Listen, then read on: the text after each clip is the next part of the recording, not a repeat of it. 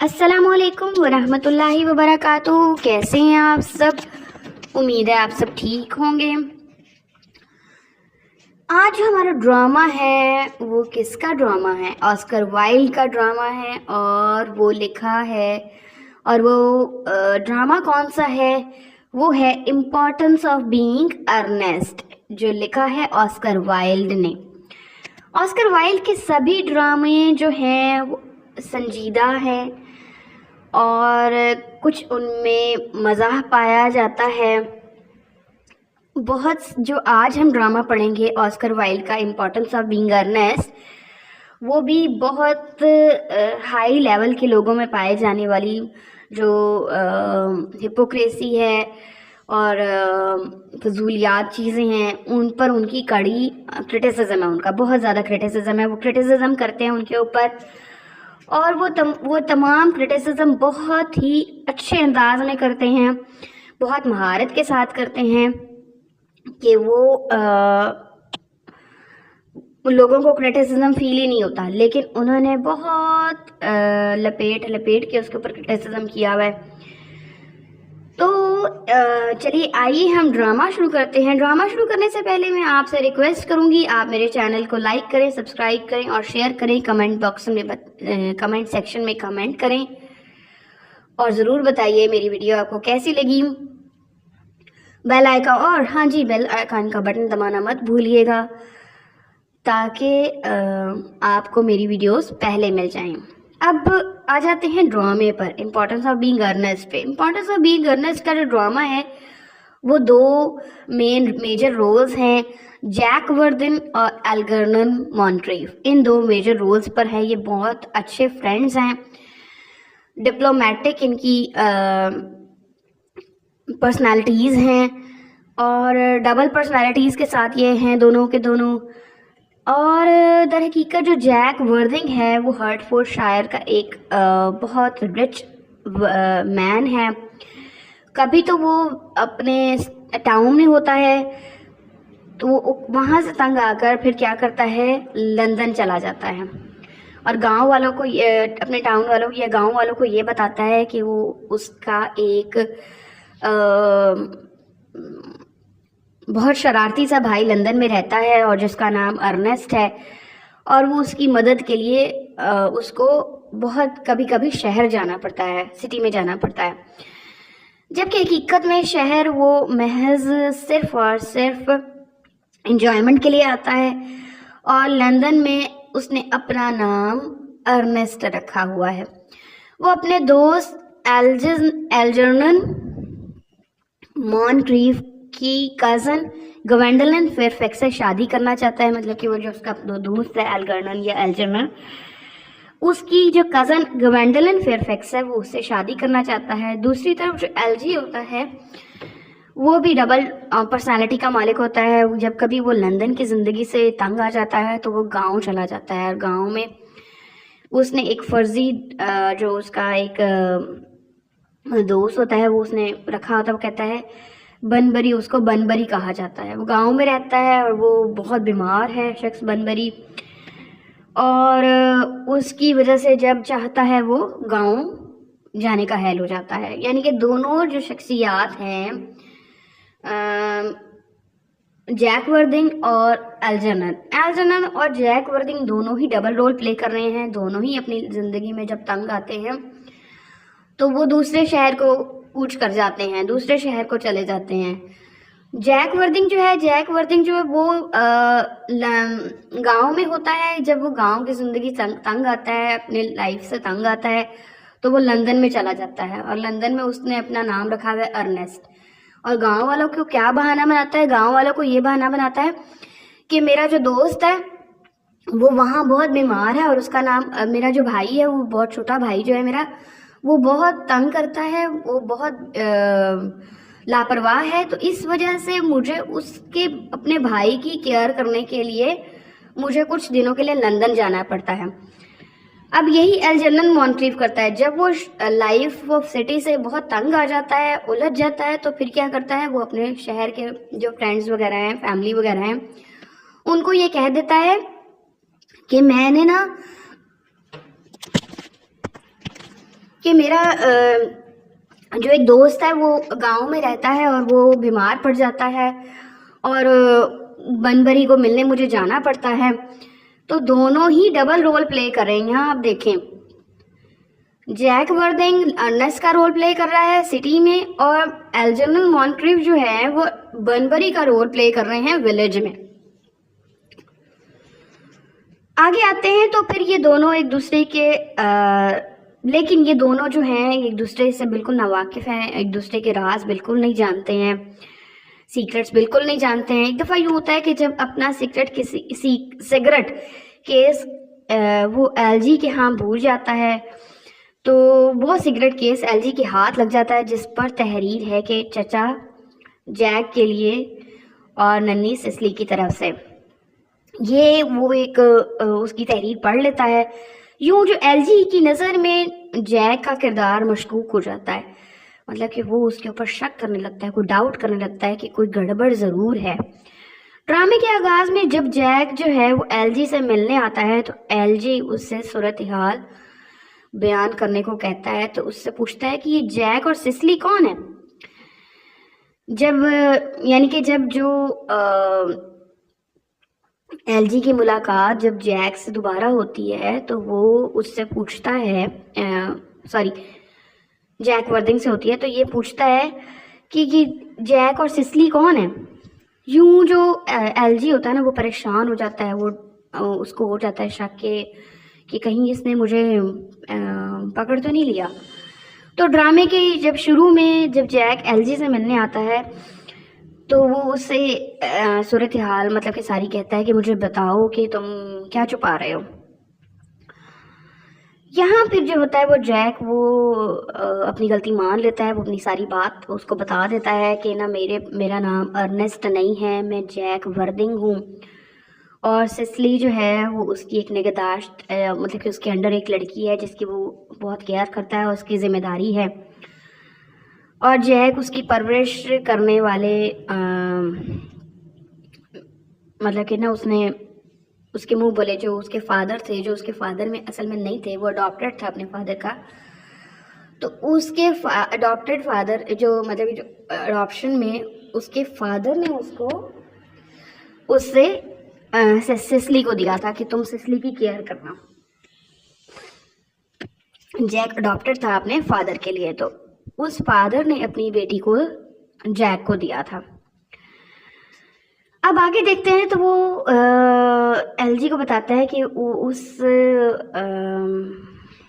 मतलब कि इस तरह से वो ना अपने जो इस रोल से ना वो आज़ादी चाहता है, इस सिसली से के रोल से, वो सिसली के भाई से ना वो भाई बन के वो आज़ादी चाहता है।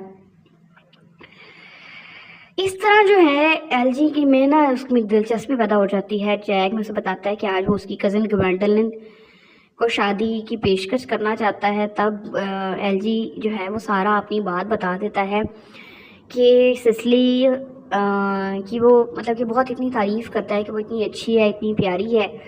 तो एलजी की ना उसमें दिलचस्पी पैदा हो जाती है।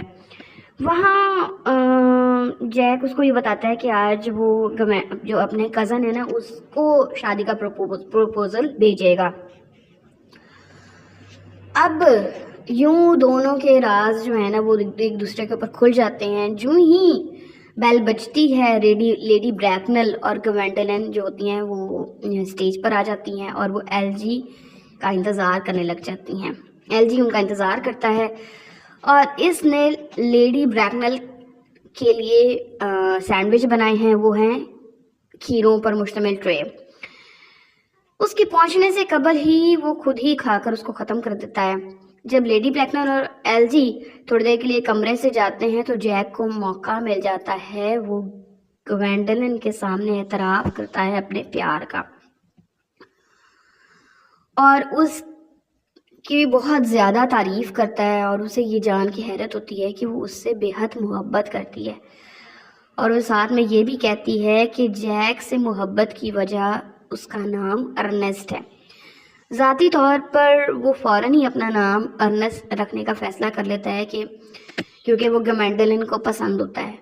फिर वो ग्वेंडोलिन को शादी की प्रपोजल देता है तो वो उसे फ़ौरन ही कबूल कर लेती है। अभी वो शादी को प्रपोज करने के लिए बैठता ही है नीचे घुटनों के बल, तो लेडी ब्रैकनेल अंदर आ जाती हैं।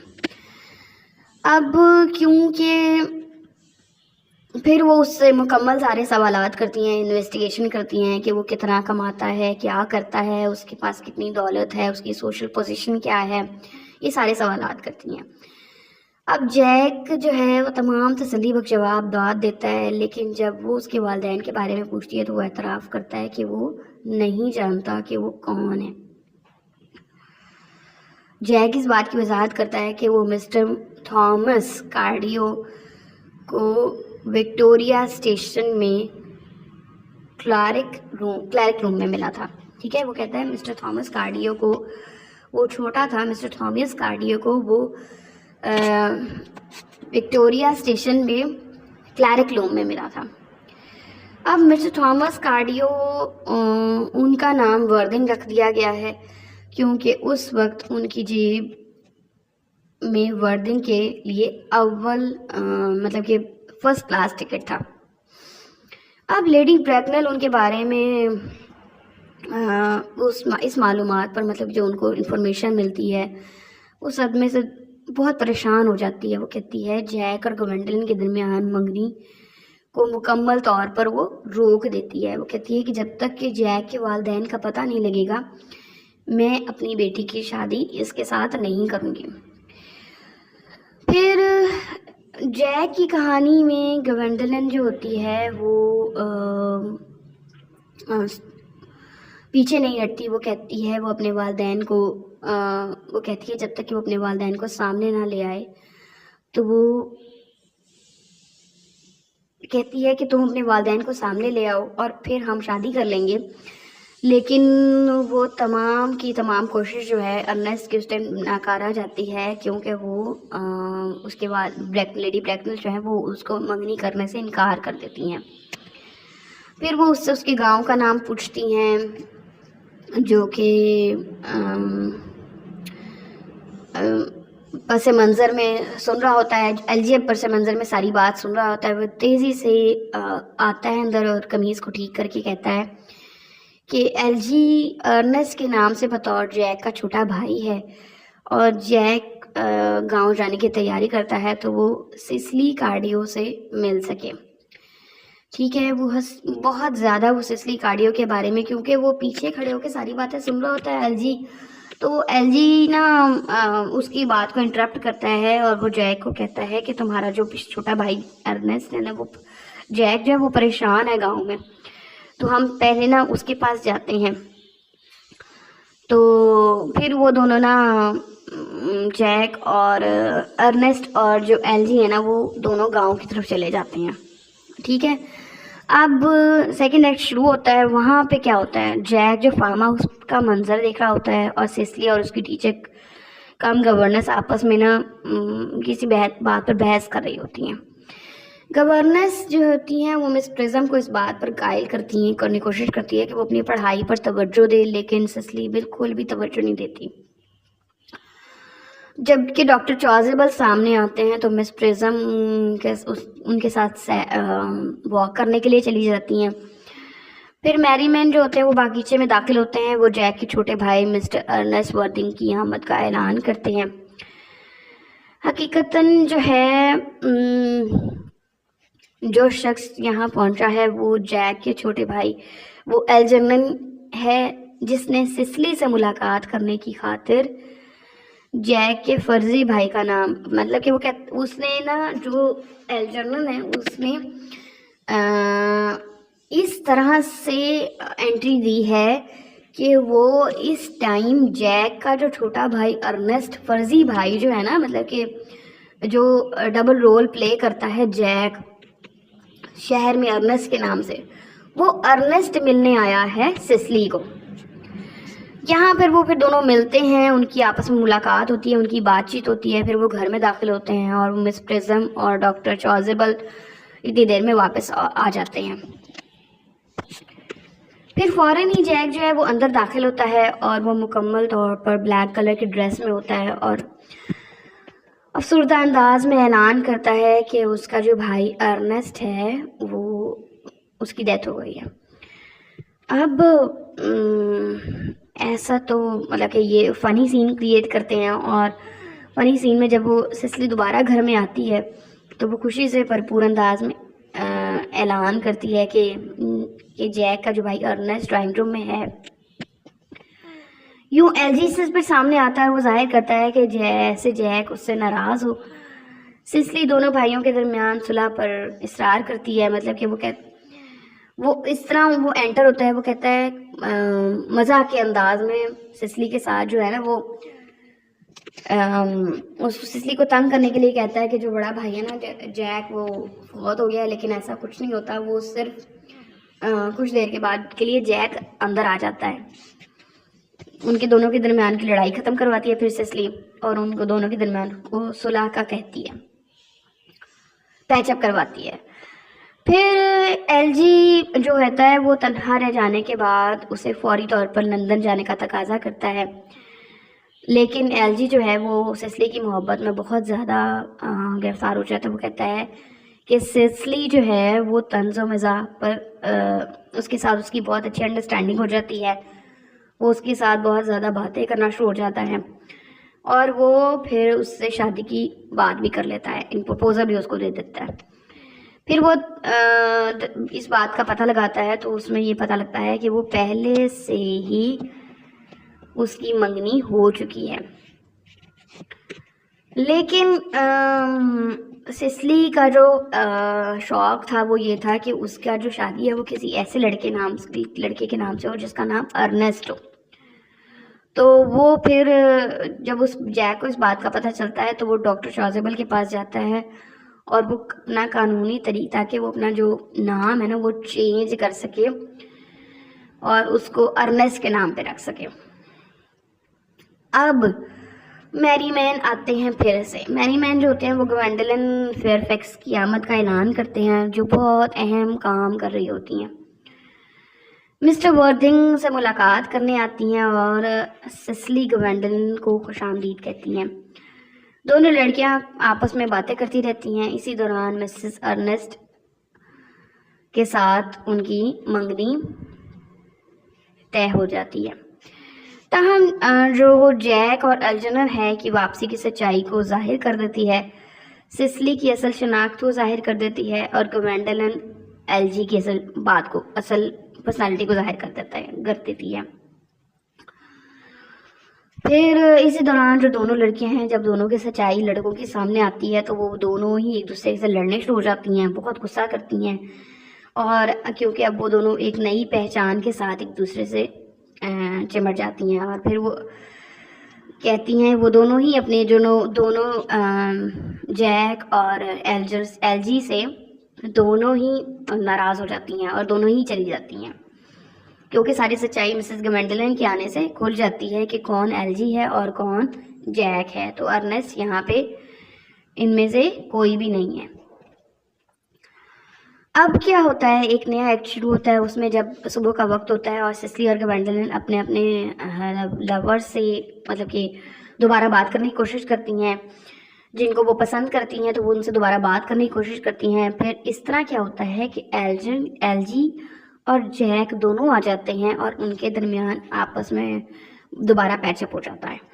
अब लेडी ब्रैकनल जब बर्दिंग के घर आती हैं तो वो अपनी बेटी को ढूंढने, मगर उसकी यहाँ मुलाकात सिसली की गवर्नर मिस प्रिज्म से हो जाती है, और मिस प्रिज्म को लेडी ब्रैकनल फ़ौरन पहचान लेती है कि वो उनके घर आई थी 28 साल पहले।